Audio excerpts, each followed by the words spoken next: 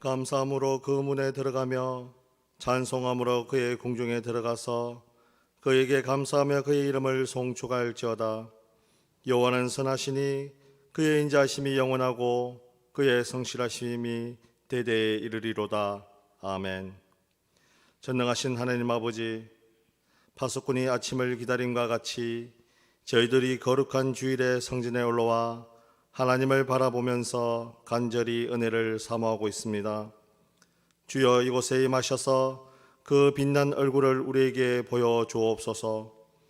우리로 평생 주님을 송축하게 하시며 구원의 이름으로 인하여 날마다 손을 들게 하옵소서. 예배하는 우리 마음의 모든 걱정과 근심이 사라지게 하시며 주님께서 주시는 말씀과 은혜와 소망으로 충만하게 하여 주옵소서. 예수님의 이름으로 기원하옵나이다. 아멘.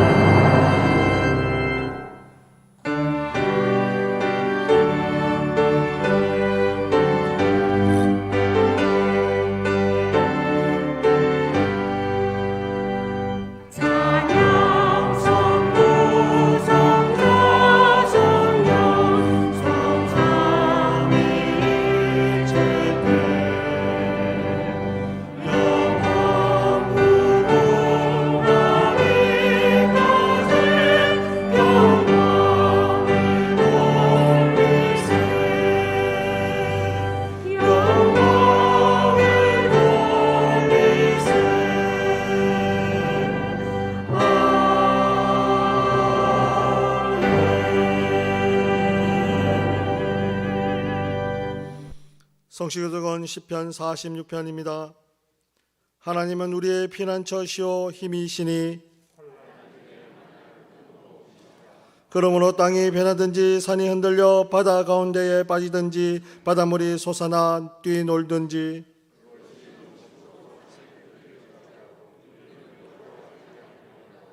아멘. 나는 전능하신 아버지 하나님 천지의 창조주를 믿습니다. 나는 그의 유일하신 아들 우리 주 예수 그리스도를 믿습니다. 그는 성령으로 잉태되어 동정녀 마리아에게서 나시고 본디오 빌라도에게 고난을 받아 십자가에 못 박혀 죽으시고 장사된 지 사흘 만에 죽은 자 가운데서 다시 살아나셨으며 하늘에 오르시어 전능하신 아버지 하나님 우편에 앉아 계시다가 거기로부터 살아있는 자와 죽은 자를 심판하러 오십니다.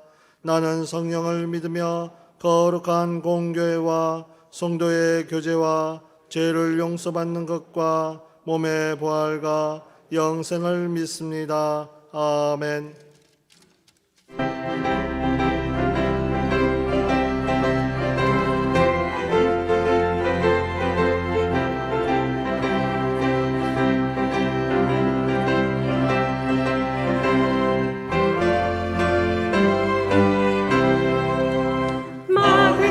싸울지라 죄악 벗을 경제여 담대하게 싸울지라 정의 막한 정력과 심판 날과 멸망의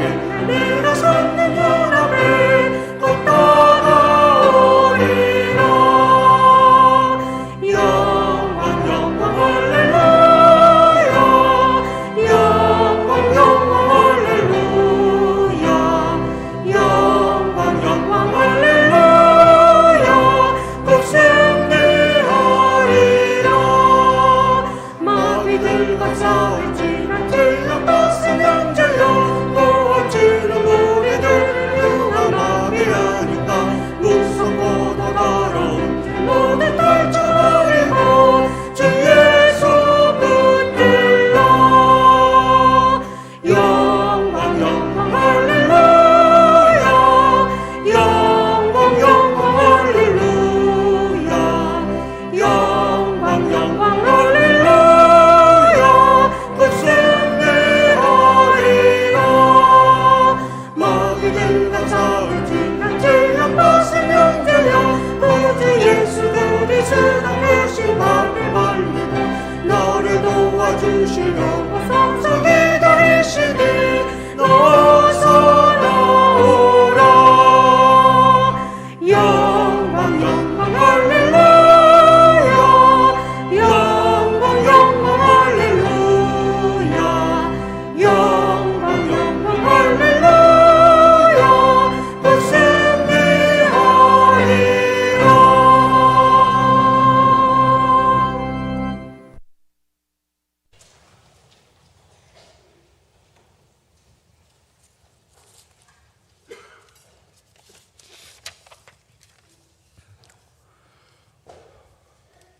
저희 마음의 반석이시며 영원한 분기시신 하나님 아버지, 주님의 은혜에 감사드리며 찬양과 경배를 올려드립니다. 온 마음과 정성을 다해 예배하고자 하오니 저희의 예배를 받아주시옵소서.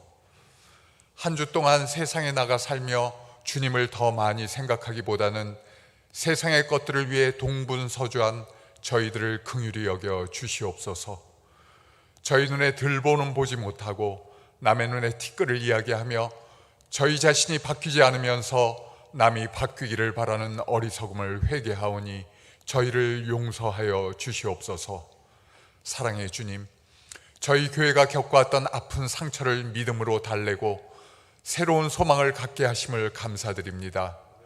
하나님께서 저희 문창의 가족들이 진정으로 무엇을 원하는지 알고 계시기에 저희가 상처와 흉터를 가지고 주님께 나아가길 원합니다. 저희 문창재단을 다시 굳건히 세워주시옵소서. 교회를 붙들어 주시고 부족한 저희가 기대고 의지할 수 있는 선한 목자를 보내주실 줄 믿습니다. 주님께서 저희의 기도와 간구를 들어주실 줄 믿습니다. 교회에 새로운 믿음의 피가 흐르고 문창의 미래를 이야기하고 사랑과 은혜가 넘치는 교회로 회복되기를 간절히 빌고 원하옵나이다. 주님, 코로나 사태가 일상의 감사함을 잊은 방종과 교만의 결과임을 절대 잊지 않게 해주시고 조심스럽게 일상을 회복하는 귀한 역사가 있기를 기도드립니다. 하나님 아버지, 정치로 인해 국민의 삶이 피폐해지지 않도록 해 주시옵소서. 하나님을 두려워할 줄 알고 국가와 국민을 위해 헌신하는 참 지도자를 세워주시길 기도드립니다. 저희에게는 옳고 그름을 분간할 수 있는 지혜를 허락하여 주시옵소서. 질병이나 사고로 어려움을 겪는 문창의 가족들이 있습니다. 주님께서 치유의 손길로 어루만져 주셔서 그 고통이 주님을 믿는 기쁨으로 변화되는 역사가 있기를 기도드립니다. 가정의 문제, 직장의 문제, 경제적인 어려움과 사람 사이의 문제로 어려움을 겪는 성도들에게 해결과 소통의 역사가 있기를 기도드립니다. 하나님을 온전히 의지할 때 능치 못할 일이 없는 줄 믿습니다. 특별히 앞으로 문창의 미래를 이끌어갈 교회 학교의 청소년과 어린이들 그리고 젊은 부부들을 위해 기도드립니다. 어렵고 힘든 시대를 살아가고 있지만 주님 안에서 믿지 않는 사람들과는 다른 삶의 자세와 목표를 성취해 나가는 은혜를 내려주시옵소서. 그들의 삶이 건강하고 빛나는 삶이 되어 다른 이에게 영감을 주는 고귀한 삶이 되기를 간절히 기도드립니다. 오늘 영혼의 양식을 전해주시는 김기현 원로 목사님께 성령께서 함께 하셔서 영육간의 강건함을 허락하시고 늘 굳건히 지켜주시옵소서. 귀한 말씀을 통해 저희의 믿음이 성장하고 은혜가 충만하기를 소망합니다. 교회의 많은 일을 위해 애쓰시는 부목사님과 전도사님들에게도 같은 은혜를 더하여 주시옵소서. 교회를 헌신과 희생으로 섬기는 재직들과 귀한 달란트로 예배를 준비하는 봉사자들의 삶에 주님께서 늘 함께해 주실 줄 믿고 기도드립니다. 주님을 찬양하는 시온 찬양대와 합주단의 찬양을 기뻐 받아주시고 찬양대와 성도들에게는 찬양의 축복과 은혜가 차고 넘치길 기도드립니다. 주님의 자녀로서 다른 이와 구별된 삶을 살아가기를 원하오며 우리를 구원하신 예수 그리스도의 이름으로 기도드립니다. 아멘.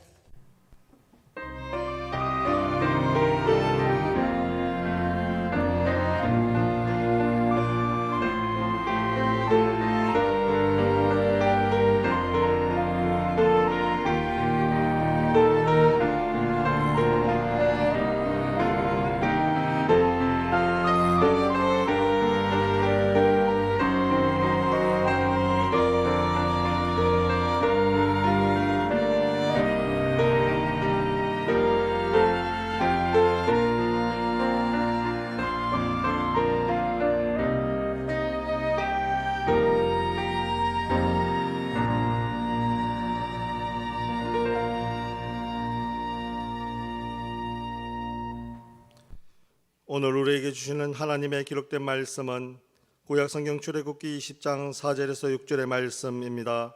제가 가진 성경 구약성경 112면입니다. 이제 구약성경 출애굽기 20장 4절에서 6절의 말씀을 봉독할 때 하나님의 말씀으로 경청하시기 바랍니다. 너를 위하여 새긴 우상을 만들지 말고 또 위로 하늘에 있는 것이나 아래로 땅에 있는 것이나 땅 아래 물 속에 있는 것에 어떤 형상도 만들지 말며 그것들에게 절하지 말며 그것들을 섬기지 말라. 나 내 하나님 여호와는 질투하는 하나님인즉 나를 위하는 자의 죄를 갚되 아버지로부터 아들에게로 3, 4대까지 이르게 하거니와 나를 사랑하고 내 계명을 지키는 자에게는 1000대까지 은혜를 베푸느니라. 아멘.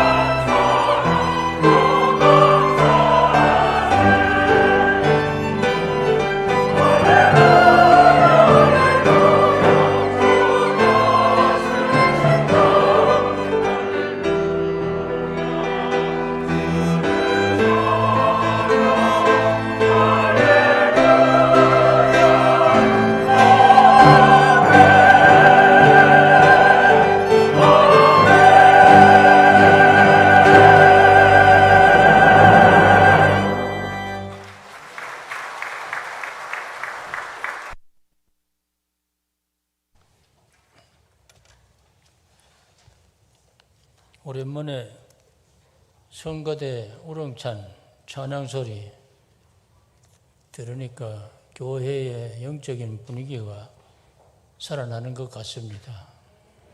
감사합니다. 오늘은 개신교회의 종교개혁주일입니다. 중세기 로마 천주교회의 부패와 타락에서 종교개혁의 횃불을 들고 일어선 것을 기념하는 날입니다.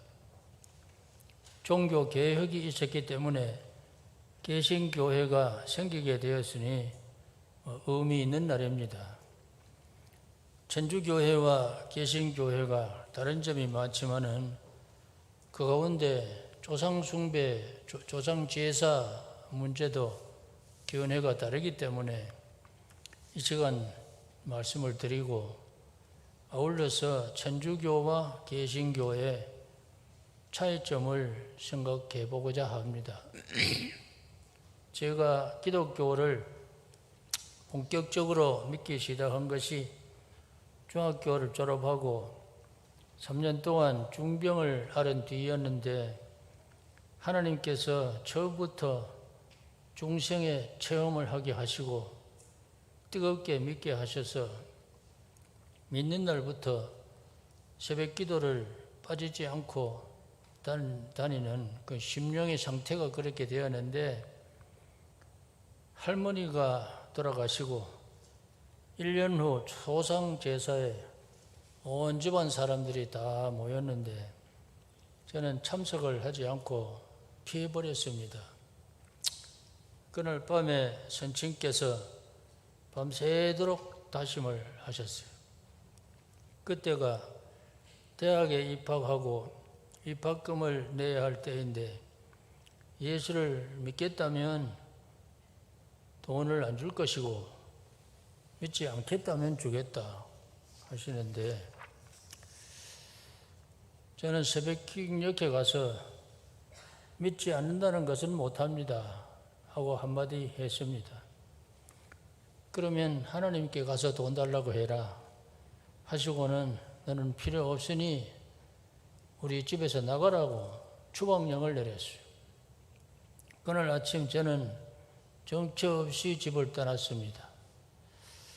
이런 일을 겪으면서 신앙생활을 하려고 하니 어려움도 많았습니다.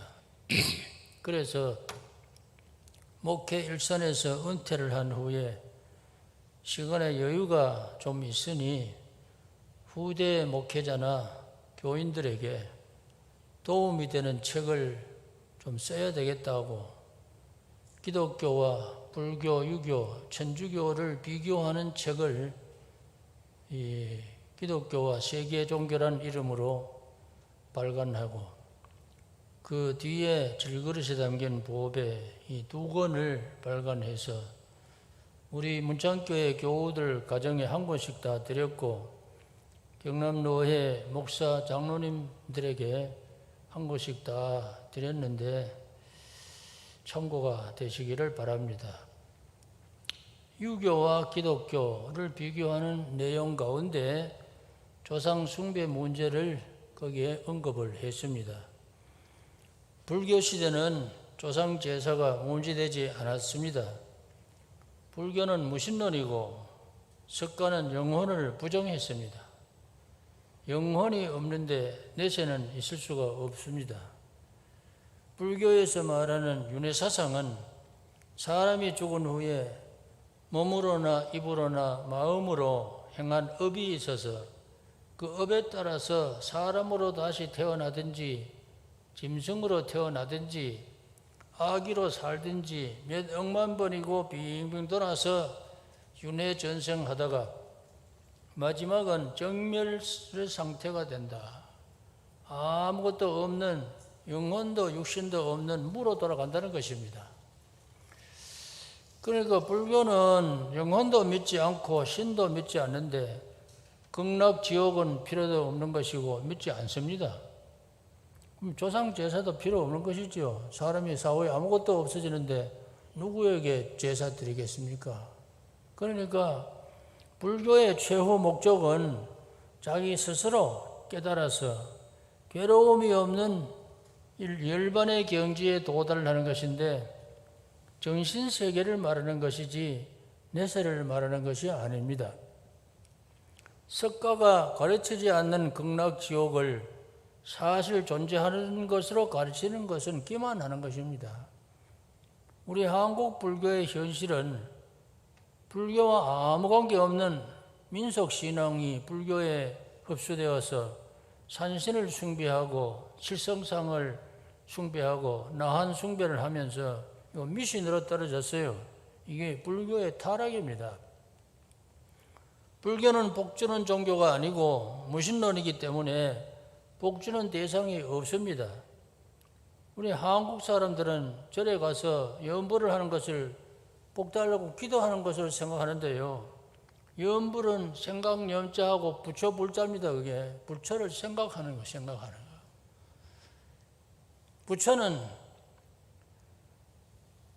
내가 복준다는 말 한 적이 없어요. 석가모니 자신이 내가 내한테 와서 빌면은 복준다고 하는 말 한 적도 없는데 사람들이 말이죠. 특별히 한국 사람들이 복을 하도 좋아하니까 부처 앞에 가서 염불하는 것을 복 비는 거를 생각하고 뭣도 모르고 불교의 교리 자체도 모르고 가서 자꾸 빌어대는 거예요. 복 달라고. 그러니까 석가가 지금 살아있다면은 내가 복 준다고 말도 안 했는데 너희들 왜 자꾸 나와서 나를 괴롭히느냐. 나 복 주는 사람은 아니다. 그렇게 말할 겁니다. 그러니까 우리 한국 사람들 불교를 믿으려면 바로 알고 믿어야 되지. 알지도 못하면서 불교에 가서 복 달라고 빈다. 그거 심히 그거 잘못된 것입니다. 불교에서 죽은 자를 위해서 불공 드리는 것은 시주를 받기 위한 수단에 불과한 것이고 석가의 가르침이 아닙니다. 죽은 뒤에 제사를 받기 위해서 찾아오지 않고 물어 돌아간다는 것이 불교인데 뭘 빌기는 어디다가 비는 것이겠습니까? 성철 스님이 23세 때 부모 형제 처자 다 버리고 출가를 해서 불승으로 평생을 살며 81세까지 참선과 학문에 정진하고 한때는 8년을 눕지 아니하고 금기, 극기를 하고 수행을 하면서 불교 교의학뿐 아니고 서양철학, 종교학 등 학문을 연구한 불교계의 지도자인데 말년에 평생 최상의 진리라고 주장하고 가르쳤던 것이 잘못되었다고 깨달았는지 그의 열반송이 있는데 거기에 한평생 남녀 무리를 속여 미치게 했으니 그 죄업이 하늘에 미쳐 수미산보다 더 크다. 산채로 불의 아비지옥으로 떨어지니 한이 만갈래나 된다고 했습니다. 그리고는 내 말에 속지 말라. 나는 거짓말하는 사람이여 라고 썼습니다. 불교는 신을 상대하는 종교가 아니고 일종의 철학입니다. 철학이라고 하는 것은 사람의 학설 아닙니까? 그럼 사람의 학설이라는 것은 변하기 마련입니다. 성철은 일생 연구한 학문에 대해서 솔직한 심정을 토한 것으로 봅니다. 우리나라의 불교시대, 삼국시대, 고려시대는 불교가 그렇게 성해서 제사가 문제되지 아니했습니다. 그런데 중국의 유교 문화와 함께 시작한 것이 한국에도 들어온 것입니다. 공자는 효를 덕의 근본으로 삼았습니다. 조상제사를 지내는 이유는 효에 있었습니다. 공자의 제자 제아가 귀신이 무엇이냐 물어보니까 공자 대답하는 말이 사람은 귀와 신으로 구성되어 있다고 혼과 벽으로 구성되어 있다 똑같은 말인데 그 사람이 죽으면 귀와 신이 갈린다. 혼과 벽이 서로 갈라져서 혼은 위로 올라가고 벽은 땅으로 내려간다. 그래서 그걸 죽음이 그렇게 되는데 사는 사람이 너무 효의 정신을 가지다 보니 제발 기와 신, 그 홍과 백이 서로 갈라지지 마시고 서로 한데 합쳐서 좀 오래 살아줍시사. 그런 의미에서 제사를 드린다 하는 것이 그 공자의 대답입니다. 공자는 인간 행사 중에 부모 제사보다 더 큰 일이 없으며 불효죄 중에 가장 큰 죄는 후손이 없는 죄라 했고, 종갓집 자손은 70이 넘었을지라도 주부를 가져야 한다. 제사 지내는 사람이 있어야 된다는 것입니다. 맹자는 장가를 가지 아니해서 후손을 두지 않는 것은 선조 제사를 끊는 것이다 해서 불효라 했습니다. 아들을 얻기 위해서는 본처가 있는데도 불구하고 첩을 두옵니다. 본처가 아들을 낳지 못해서 천대를 받고 인권 유린을 당하는 것은 그 당연한 것으로 생각을 해요. 그것이 가정불화의 원인이 된다는 것은 생각할 필요도 없었습니다. 공자는 부모적인 원수는 하늘 밑에서 같이 살 수가 없으니 그 자식은 언제나 흉기를 머리맡에 베고 잘 것이고 몸에 지니고 다니다가 원수를 만나면 즉각 처치해버리라 했습니다. 이 사람은 효만 알고 국가 사회 안녕 질서는 모르는 사람의 말입니다. 법치 시대에는 용납할 수 없는 말 아니겠습니까? 공자의 제자 기로가 공자에게 죽음이란 무엇입니까? 하고 물으니 아직 삶이 무엇인지도 모르면서 어찌 죽음을 알려고 하느냐 했습니다. 그러니까 공자는 사후 생에 대해서는 관심이 없었어요. 죽은 사람의 여생을 좀 더 오랫동안 지탕해 주려는 그런 의미에서 제사를 지낸다는 것이었습니다. 고대 중국에서는 부모에게 제사 지내는 것이 아니고 뛰어난 황제에게 제사 지냈습니다. 일반 백성들이 그것을 보고 차츰 자기 아버지가 훌륭하다 하는 것을 내세우기 위해서는 제사를 지내야 된다고 생각을 했습니다. 그래서 모두 따라서 제사 지내는 거예요. 왕들의 제사만 훌륭하냐? 우리 조상도 훌륭하다. 그래서 제사를 지내기 시작을 한 것입니다. 제사를 이론적인 뒷받침으로 강조한 것은 송나라 학자 주희인데, 주자라고도 하고 주희라고도 하는데 유교 철학을 만들었는데 우리 한국에서는 성리학이라고 합니다. 그러니까 유교는 하나의 종교라고 하기보다는 학문이에요. 학문. 이 법도 도덕을 가르치는 학문이라며 성리학이라고 그랬습니다. 13세기 말에 중국에서 성리학을 받아들이면서 조상제사가 들어왔는데 대표적인 학자가 정몽주, 이색 같은 사람이었습니다. 처음에는 조상제사가 아니고 뛰어난 인물을 위해서 사당을 지어서 제사했습니다. 그래서 이태조가 나라의 종교를 불교에서 성리학으로 바꾸고 조상제사를 강조를 장려했습니다. 이 왕가에서 제사 강조한 것은 교육적인 목적이었습니다. 덕이 길러진다는 것입니다. 덕이 큰 사람들에게 제사를 지냈기 때문에 너희들도 덕 있는 사람이 되어서 나중에 제사를 받도록 하라 하는 의도가 숨어 있었습니다.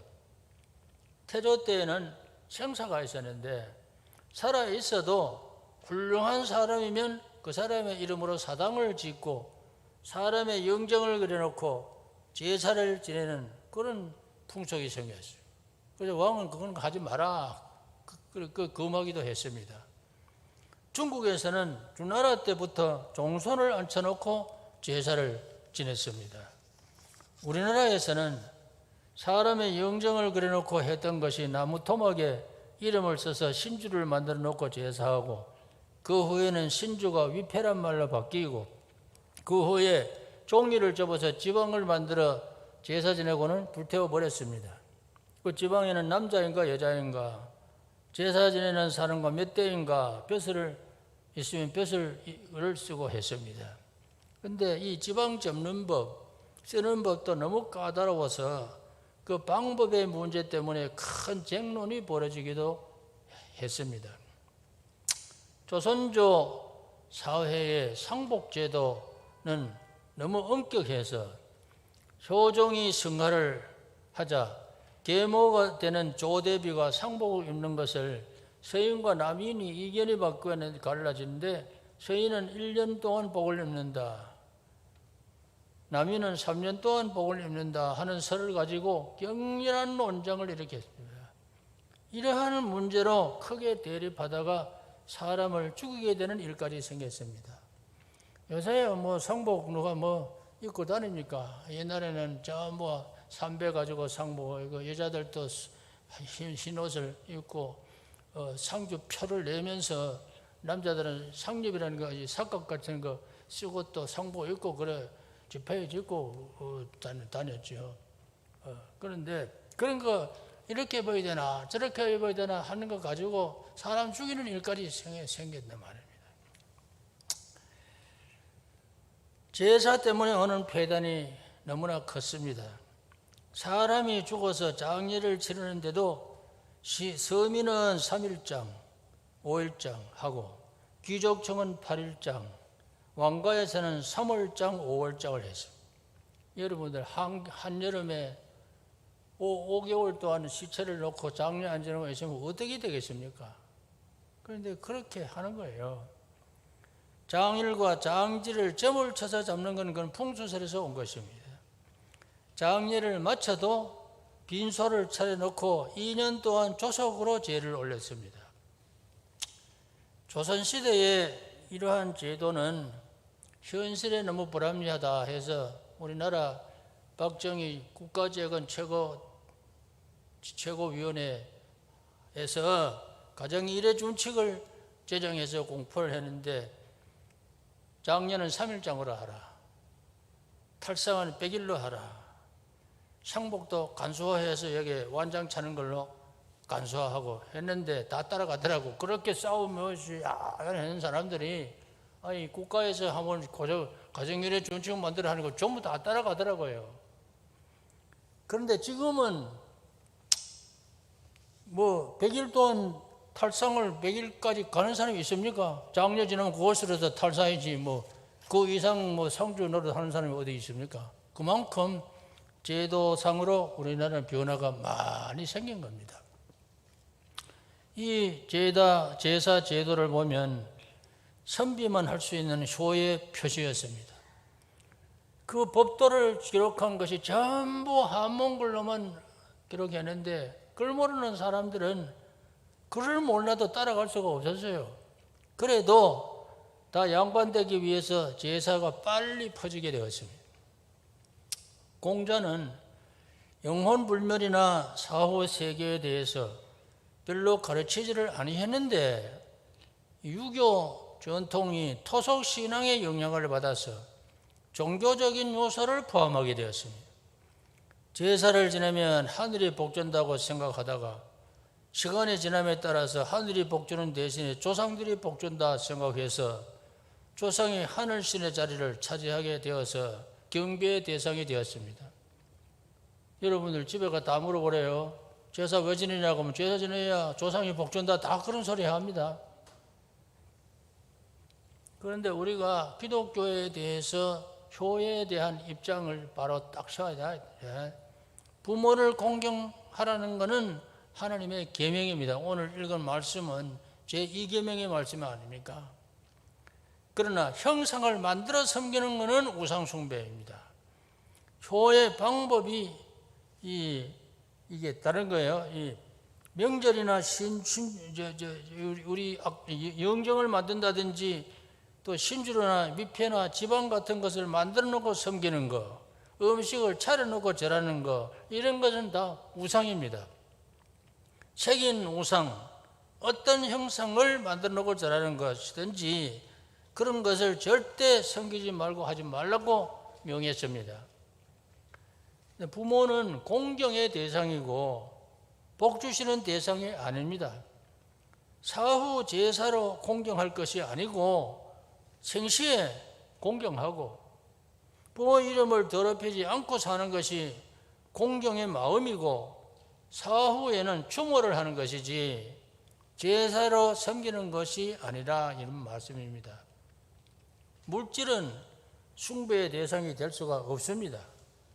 하느님의 형상을 물질로 만드는 것도 우상이고 하느님을 물질로 격화시키는 것이기 때문에 그걸 절대 하지 말라 했습니다. 민수기 33장 50절에 보면 너희가 요단강을 건너 가나안 땅에 들어가거든 그 땅의 원주민들이 다를 다 몰아내고 그 새긴 석상과 구워 만든 우상을 다 깨뜨리며 산당을 다 헐어버리라 했습니다. 기독교가 조상 제사를 거부하는 것은 부모 공경을 거부하는 것이 아니고 부모 공경의 방법이 잘못된 것을 거부하는 것입니다. 천주교의 입장은 처음에는 개신교와 같았는데 현재는 같지 않습니다. 우선 천주교가 개신교와 다른 점 몇 가지를 말씀드리겠습니다. 첫째는 구원관이 다릅니다. 천주교는 믿음과 공로로 구원받는다. 믿음에 플러스 공로. 우리 개신교는 믿음으로만 구원받는다는 겁니다. 개신교는 성례가 성찬과 세례 두 가지 있는데 천주교에는 7 성례가 있어요. 그거 다 여기서 말할 시간이 없습니다. 그런데 은혜를 개인적인 신앙 경험을 통해서 얻는 것이 아니고 단순히 천주교회의 규칙과 교훈을 받아들여 지키는 것으로 생각을 하고 있어요. 이분들은 성례전에 참여함으로 구원을 받는다고 할 것 같으면 십자가의 강도는 성례에 참여하지 못했고 세례도 못 받았는데 예수님께서 오늘 네가 나와 함께 낙원에 있으리라 하셨으니 구원을 허락하신 거 아니겠습니까? 그런데 우리가 성례에 참여해도 산 신앙으로 받지 않은 의식은 형식이고 그건 미신이 됩니다. 가톨릭이 회개와 믿음과는 상관없이 머리에 뿌려진 물방울과 성삼위의 이름으로 베푼 세례가 초자연적인 능력으로 변화를 일으킨다 하는 것은 성례전을 일종의 마술로 생각하는 겁니다. 세례는 뭡니까? 죄 씻음을 받았다고 하는 외적인 표시인데 죄 씻음을 뭘로 받습니까? 예수님의 피로서 죄 씻음 받는 것이죠. 예수님의 피로서 죄 씻음 받으려면 어떻게 해야 됩니까? 회개를 해야 되겠죠. 그런데 그거는 하지 아니하고 신부가 성삼위의 이름으로 물을 끼얹으면서 세례 주면 그것이 죄 씻음 받는다 의식에만 참여하도록 자꾸 이야기하면 어떻게 되겠습니까? 또한 가톨릭은 성만찬의 떡과 포도주가 예수의 살과 피로 화한다는 건 화채설을 주장하는데 예수님 자신이 만찬을 행하실 때에도 떡과 포도주는 그대로 있었습니다. 제자들이 떡을 받아 먹고 잔을 받아 먹은 것은 포도주를 받아 마신 것이고 떡을 받아 마신 것이지 예수님의 살과 피를 얻어 먹은 거 아닙니다. 그런데 가톨릭에서는 신부가 기도하면 그것이 바로 예수님의 살이 되고 피가 된다. 그러면 만찬을 자리에서 그걸 받아 먹는 사람은 예수의 살과 피를 먹으니 이 육을 어떻게 먹으며 예수의 피를 어떻게 마시느냐? 사람이 어떻게 그렇게 합니까? 예수님께서는 그러므로 기념말을 하셔서 예수님의 죽으심을 기념하라는 것인데 예수님의 죽으심 뭐냐? 십자가상에서 피를 흘리신 것, 십자가상에서 살이 찢어지신 것, 그것을 기념하라는 것이에요. 제 주님께서 오실 때까지 기념하라. 그럼 우리는 기념하는 것이 그래서 기념설이고 천주교에서는 화채설이고 바로 예수님의 살과 피가 된다. 여러분들 어느 것이 옳다고 생각하십니까? 천주교가 옳다고 생각하시면 앞으로 여러분 살인죄인이 됩니다. 예수님의 살과 피를 성찬할 때마다 예수님의 살과 피를 바로 먹어요. 그런 법이 어디 있습니까? 그러니까 예수님께서 가르친 대로 기념만 했으면 기념하는 것이지 뭐를 다른 소리 해가지고 말이지 이게 살과 피로 변한다 그러면 더 나온 줄 알고 그 소리 하죠. 택도 없는 소리입니다 그게. 그러니까 성경대로 믿으라는 겁니다. 성경 말씀을 자꾸 변형시키지 말고 다른 해설을 붙이지 말고 성경대로 믿으면 되는 거 아니겠습니까?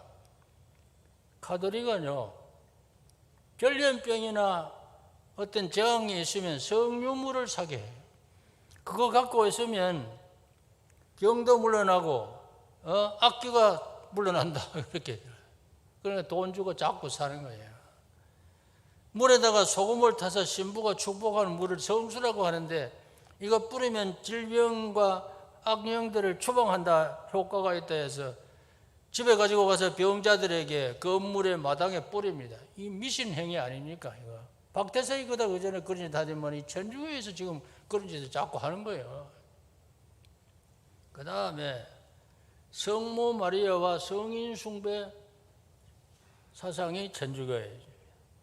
마리아나 성자들은 그들이 구원받고도 공로가 남는다. 그래서 그 공로를 공로 창고에 저장해 두었는데 그것을 빌리자. 그래서 마리아에게 기도하고 성자들에게 기도한다는 것입니다.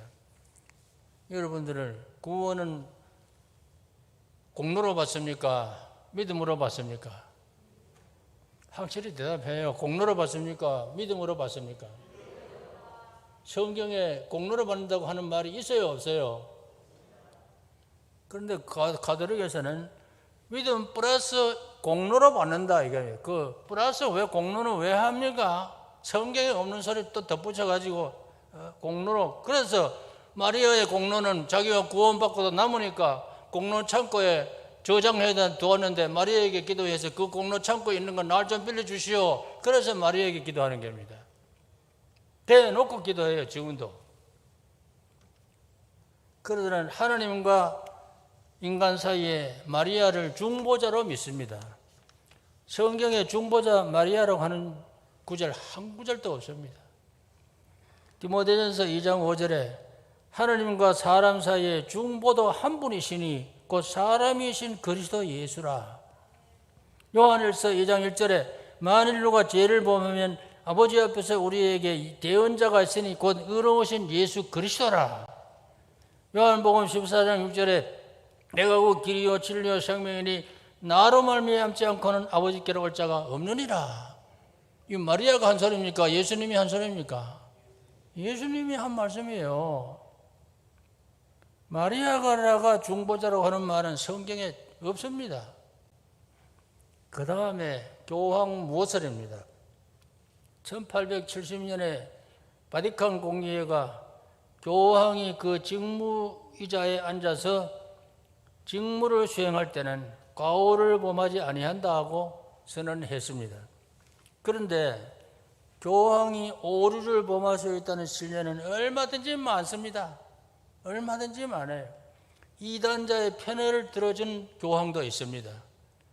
앞에 교황과 뒤에 교황이 대립을 해서 재판 벌리기도 하고 했는 어떤 교황은 유죄 판결 나기도 하고, 또 어떤 교황은 이단자로 탄핵되기도 하고, 또 교황이 성물란이 너무 심해 사생활을 낳기도 하고 말도 못합니다. 로마에 성 베드로 성당을 짓는데 유럽의 돈을 다 끌고 모아도 안 되니까 속죄표를 팔았는데요. 죽은 부모가 지금 연옥이가 있는데, 연옥이라는 것도 가톨릭이 만들어낸 것이 천당과 지옥 사이에 연옥을 만들어내요. 그래서 죽은 부모가 연옥이가 있는데 속죄표를 사면 그 공로로 그 연옥이가 있는 부모가 천국으로 올라간다. 그래서 돈을 많이 주고 속죄표를 사는 사람들이 많이 있었는데, 이렇게 되면 이것이 교황이 이런 걸 만들어낸대요. 죄를 장려하는 거 아닙니까? 부자들은 죄를 아무리 많이 지어도 돈으로 해결되니까 자꾸 죄만 짓게 만드는 거죠. 이런 꼴을 볼 수가 없어서 분기한 루터는 가톨릭의 신부였지만은 생명을 걸고 개혁운동을 벌려서 오늘의 개신교회가 탄생한 것입니다. 그러면 교황의 이 오류가 없다는 말이 사실로 들립니까? 교황이 정말로 오류가 없는 것입니까? 오류 천지입니다. 오류 천지예요. 왜 인간을 이렇게 신격화하느냐 이거예요. 조상조사 제사 문제에 대해서 천주교의 입장을 보면 로마 교황청은 두 번이나 교황 교서를 발표했는데 교황 베네딕투스 14세는 1742년 유교적인 조상 숭배는 성경의 교훈과 어긋나기 때문에 가톨릭 교회에서 용납될 수 없다고 선언했습니다. 그래서 우리나라 가톨릭의 신자들은 신주를 다 불태워버리고 조상 제사를 금했습니다. 그런데 이 제사 문제로 순교한 사람이 얼마나 되느냐? 1801년에 신유 박해시에 3,000명이 순교했습니다. 1839년 기해 박해시에 200명이 순교하고 1866년 병인 박해에 신부 7명과 8,000명이 순교했습니다. 만여 명이 조상 제사 안 지낸다고 순교한 거예요. 그런데 20세기 초에 천주교의 입장이 바뀌게 되었는데 정치적인 이유였습니다. 이탈리아가 가톨릭 국가로서 교황청이 이탈리아의 수도 로마에 있는데 그 로마시 안에 교황청이 한 인구 1,000명 정도 되는데 독립국가를 이루고 있습니다. 그런데 1870년까지 교황이 한 1100년간을 이탈리아를 통치를 했습니다. 그러니까 교황의 영향권이 많죠. 그런데 이탈리아와 일본이 동맹을 맺고 있었는데 일본의 압력에 의해서 1939년에 로마 교황 비오 12세는 유교의 조상 숭배는 하나의 시민적인 의식일 뿐이고 종교의식이 아니라고 선언을 해서 마음대로 제사 지내도록 교황 교서를 또 내렸다. 그리고 앞에 교황은 절대 조상 제사 안 된다고 선언했는데 뒤에 교황은 그거는 종교의식이 아니니까 지내도 좋다. 이 교황 무엇입니까? 이렇게 되면 만여 명의 순교자는 헛죽음을 한 것입니다. 앞에 교황은 하지 말라고 해서 안 했는데 뒤에 교황은 하도 좋다고 하니까 그럼 헛되이 죽은 거 아니겠습니까? 왜 순교를 했느냐?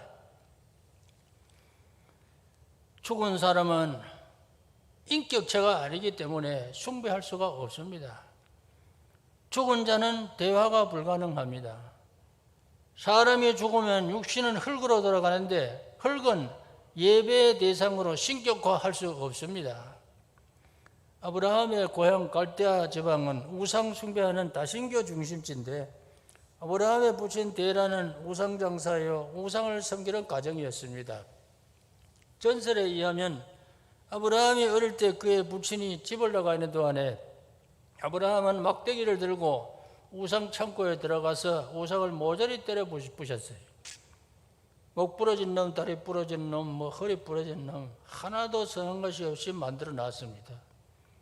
아버지가 돌아와서 이 광경을 보고 아들에게 사유를 물으니 이웃집에서 음식을 가지고 왔는데 우상에게 나누어 주었더니 저들끼리 많이 먹으려고 싸우다가 그렇게 되었다 했습니다.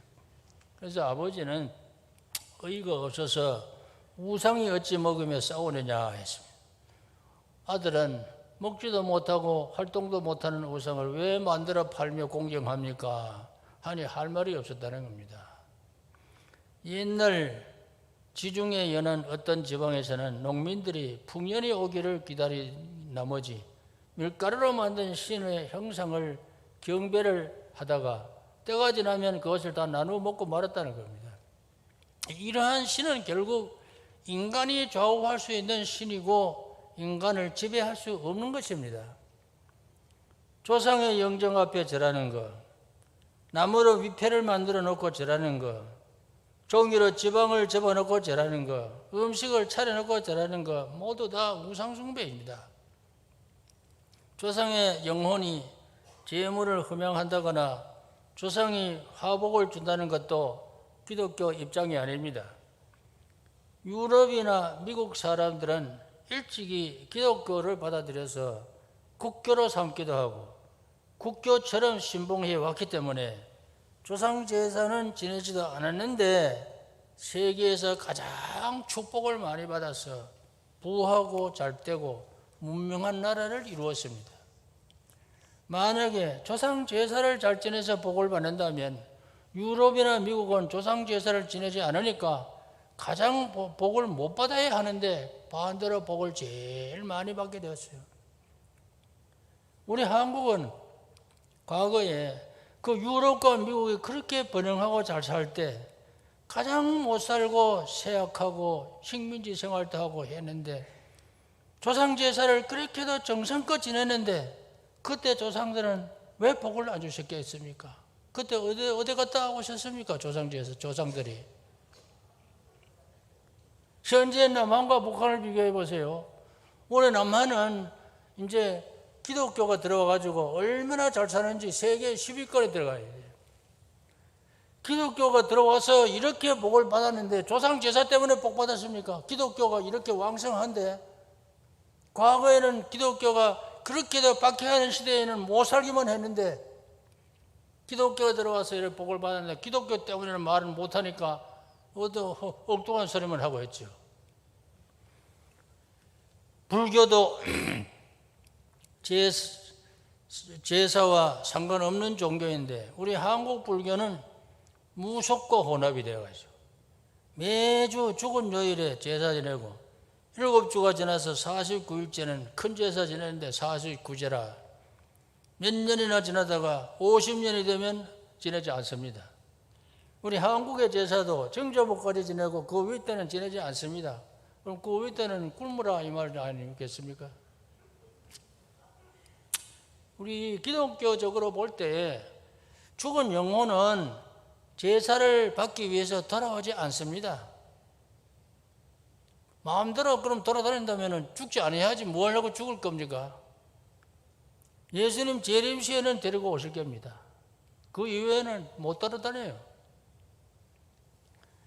제사 대신에 추모하는 것이 기독교 방법입니다. 가족이 모두 기독교인이면 추모 예배를 드리면 되는데 불신가족 중에 기독교인이 있으면 어떻게 처신해야 하는가? 옥하는 목사님이 제시한 예를 하나 소개하겠습니다. 참고로 불신가족들이 제사를 지내는 데는 자기들끼리 하는 데는 말릴 수 없습니다. 내가 믿는다고 해가지고 너희들 제사도 하지 말라고 억지로 그건 못하는 것이죠. 그런데 음식을 만드는데 같이 거드는 것은 정죄할 수 없다 그랬습니다. 그 음식이 무슨 죄가 있나? 음식은 음식으로 생각해야 되는 것이지. 그래서 도와주고 할 일 다 해놓고 제사 지내는 자리는 피하는 것이 좋다. 그런 이야기 했습니다. 그래서 어느 가정에 집사님 이야기를 했는데 형제 중에서 처음으로 부부가 예수를 믿었습니다. 그런데 제사 때마다 가서 제사 준비 경비를 자신이 많이 부담하고 또 손을 아끼지 않고 도와주고 제사상 앞에 절하는 순서가 되면 그냥 서서 조상을 추모하는 의미에서 머리를 숙여 기도했다는 겁니다. 그럼 절하지 않는다고 구박을 많이 했지만은 굽히지 아니했다 했어요. 그런데 그러면서도 평소에 형제들 생일이 되면은 챙겨주고 축하하고 다른 형제들이 생각하지 못하는 부분까지 배려해 주면서 10년의 세월이 흘렀는데 전 가문이 다 예수를 믿고 돌아오게 되었다. 그런 예를 들었습니다. 그 하나의 참고적인 말씀입니다. 하나님께서는 감당할 수 없는 시험은 주시지 않습니다. 시험 당할 즈음에 또한 피할 길을 내사 너희로 능히 감당하게 하신다 하셨습니다. 하나님 우리 약점을 다 아시는 거예요. 그러니까 내가 이기려고 애쓰면 하나님이 붙들어 주시는 겁니다. 그러니까 우리는 조상 제사 문제에 대해서 내 신앙의 입장을 확실히 가지고 있어야 돼요. 그러면 이길 수 있다고 봅니다. 세상을 떠난 조상이 복준다고 우리가 생각하면 안 돼요. 그래서 이 시간 우리 참 감사해야 될 것은 하나님께서 우리를 개신교로 불러주신 것을 감사합니다. 만약에 우리가 천주교회가 우리 한국 미리 100년 일찍이 들어왔거든요. 천주교회 교인이 됐다고 하면은 그 빠져나오기도 힘들고, 가서 우리가 그 천주교회를 갖다 비판하는 것도 쉽지 않거든요. 평신도는 가가지고. 천주교는 비판하면 너희들이 나가지. 절대 평신도들 말 안 듣습니다. 천주교는 독재예요, 독재. 교황이라는 것도 어디 성경에 교황이 어디 있습니까? 왕이 어디 있어요, 사람이. 기독교는 전부 민주주의 사회를 하는데 천주교는 지금도 독재 사회예요. 교황. 우리가 만약에 천주교로 들어갔다면 비판도 하지 못하고 그대로 그냥 따라갈 뻔했는데 하나님께서 우리에게 때 맞추어서 이렇게 개신교로 불러주신 거 너무 감사한 일입니다. 또 조상 제사 문제에 대해서 허례 허식을 버리고 추모할 수 있는 이런 정신을 주신 거 이거 참 감사한 일입니다. 세상 떠난 조상이 복 주는 것이 아니고 하나님이 복 주신다는 것을 믿게 된 것도 너무 감사한 일입니다. 이거 우리가 참 감사하고 이 시간에 우리가 목회자를 위해서 기도하시기 바랍니다. 우리가 늘 기도하겠지만은 목회자가 이 교회에 빨리 와야 되는데 어떤 사람이 와야 되겠느냐? 제가 늘 기도하는 것은 첫째는 진리를 바로 증거할 수 있는 사람이 되어야 되겠다. 지금 세계적인 추세가 자꾸 기독교가 인본적으로 흘러나가고 있으니까 하나님의 말씀을 전하기보다 사람의 소리가 너무 많아요. 그래가지고는 영혼 구원은 불가능합니다. 영혼을 구원하는 데는 하나님의 말씀의 진리를 바로 전해야 되는 겁니다. 진리를 바로 전할 수 있는 사람.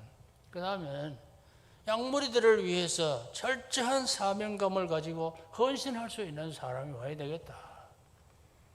온유 겸손하고 정직하고 진실한 사람이 돼야 되겠다. 저는 그렇게 기도합니다. 그냥 좋은 사람 보내주셔야 하고 기도할 수도 있지만 하나님이 알아서 하시겠지만은 구체적으로 기도하는 거 부모님 앞에 가서 좀 주시오. 무슨 돈을 필요하냐고 구체적으로 얘기해야 돈을 주지. 학비가 필요합니다. 뭐 옷이 필요합니다. 뭐가 필요합니다. 해야 되지. 돈 좀 주시오. 그래 막연하게 기도하는 것보다가 구체적인 기도하면 설득력이 얼마나 강하겠습니까? 이 돈이 참말로 그런데 필요하구나 생각하지 않겠습니까? 그러니까 우리가 기도할 때 하나님 이런 구체적으로 좀 기도하면서 이 교회에 적절한 사람을 선택할 수 있도록 해 주십시오. 이 시간에 함께 잠시 동안 동성으로 기도하겠습니다. 사랑의 아버지 감사합니다. 저희들에게 은혜 입혀 주셔서 이 교회로 불러주시고 주님의 말씀대로 살아갈 수 있게 하시니까 감사합니다. 주여 이 교회 늘 함께 하셔서 이 교회가 필요한 종을 보내주시옵소서. 진리의 말씀을 말하지만 철저한 사명감을 가지고 헌신할 수 있는 정직하고 진실 온유하고 겸손한 사람을 보내주시옵소서. 교회를 통하여 하나님의 무한하신 영광 같은 힘으로 도와주시기를 원합니다. 주께서 원하시는 종 필요한 종을 보내주시기를 원합니다. 기도하여 주시옵소서. 사랑의 아버지 하나님께서 저희들을 이 교회로 불러주시고 예수 그리스도를 구주로 믿게 하시니 감사합니다. 주께서 원하시는 대로 말씀대로 살아갈 수 있는 은혜 주신 것을 감사합니다. 아버지 하나님 이 교회에 특별한 은혜 주셔서 그동안에 많은 어려움이 있었지만은 하나님은 합동하여 선을 이루실 줄로 믿습니다. 우리의 모든 원하는 바가 하나님의 뜻을 그대로 이루게 하여 주시옵소서. 이 교회에 참으로 헌신할 수 있는 양떼들을 위하여서 헌신할 수 있는 사명감이 투철한 사람이 필요합니다. 하나님의 말씀을 그대로 전하여 영혼을 살릴 수 있는 종이 필요합니다. 정직하고 진실하고 참 온유하고 겸손한 사람이 와서 이 교회를 새롭게 이끌어갈 수 있도록 하나님이여 같이 해 주시옵소서. 저희들은 알지 못하는 그 부분까지 하나님께서 보여주시고 깨닫게 하셔서 아무쪼록 이 교회에 필요한 종을 보내주시기를 원합니다. 성도들의 가정가정마다 하나님이 같이 하여 주시옵소서. 주께서 원하시는 뜻을 받들어서 하나님의 큰 영광을 나타내도록 가정가정마다 하는 일마다 살펴주시고 직장과 하는 모든 일에 주의 영광이 나타나도록 도와주시고 영육간의 건강을 더하여 주시옵소서. 모든 것을 통하여 주님의 큰 뜻이 이루어지게 해주시기를 간구하오며 예수님 이름으로 기도하옵나이다. 아멘.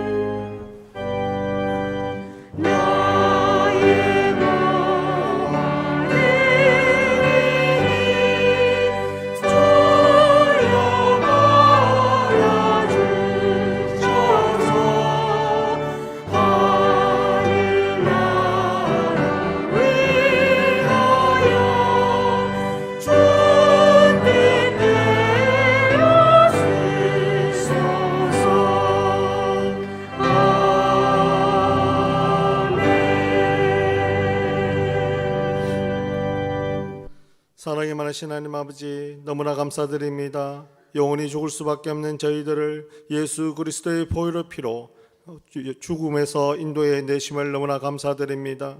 또한 하나님 아버지, 너무나 감사드립니다. 저희들에게 육신의 어머니를 주시고 아버지를 주심에 대해서도 너무나 감사드립니다. 하나님 아버지, 먼저 하나님을 공경할 수 있도록 주여 도와주시옵시고, 두 번째로 살아계신 부모님께도 잘할 수 있도록 주여 도와주시옵소서. 살아계실 때 최선을 다해서 하나님께서 주신 말씀으로 그들을 섬길 수 있도록 주여 도와주시옵시고, 그 부모님을 위해서 우리의 모든 것들을 내어놓고 또한 우리와 함께 하나님의 성전에서 같이 신앙생활을 할 수 있도록 주여 도와주시옵시고, 또한 아버지께서 역사하셔서 모든 영혼들은 주님께서 주관하시오는 것이오니 주님 살아계실 때 모든 것들을 잘할 수 있도록 도와주시옵소서. 또한 하나님 아버지, 작은 정성을 가지고 이곳에 나왔습니다. 아버지 앞에 드립니다. 아버지, 쓰이는 곳곳마다 주님의 향기가 날릴 수 있도록 주여 도와주시옵시고, 또한 바친 손길 주님께서 기억해 놓으셨다가 하나님 아버지 정말 필요한 모든 것들로 채워주시옵소서. 예수님 이름으로 기도드리옵나이다. 아멘. 교회 소식 전하겠습니다. 오늘 오후 순절 후 23번째 주일로 지키고 있습니다. 설교는 김기현 원로 목사님께서 해주셨습니다. 다음 주일은 오순절 후 24번째 주일입니다. 설교는 풍기 성례교회 최갑도 원로 목사님께서 해주시겠습니다. 추수감사주일은 11월 셋째 주 21일 주일에 지키게 됩니다. 담임 목사 청빙을 위한 인사위원회 모임이 오늘 오후 12시 30분 사료실에서 있습니다. 교회를 위한 종교인 기도회가 매주 토요일 오전 10시 나사라실에서 있습니다. 많이 참석해 주시기 바랍니다. 교회 주차 2층 주차장에 중앙 통로 쪽에 주차하신 분들은 꼭 예배 후에 바로 이동하셔서 차량을 이동해 주시기 바랍니다.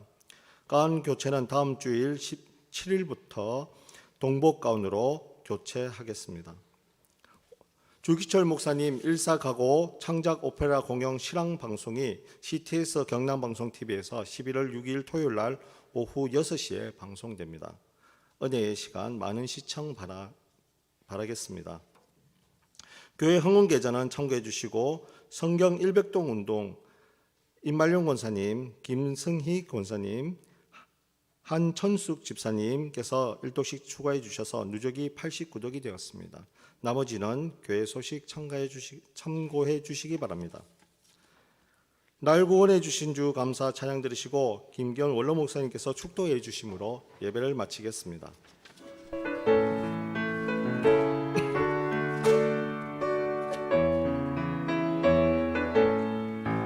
날 구원하신 주 감사 모든 것 주신 감사 지난 추억이 감사 주의 곁에 계시네 향기로운 봄철의 감사 외로운 가을 날 감사 사라진 눈물도 감사 나의 영혼 평안에 응답하신 기도 감사 거절하신 것 감사 해처럼 높으신 감사 모든 것 채우시네 아픔과 기쁨도 감사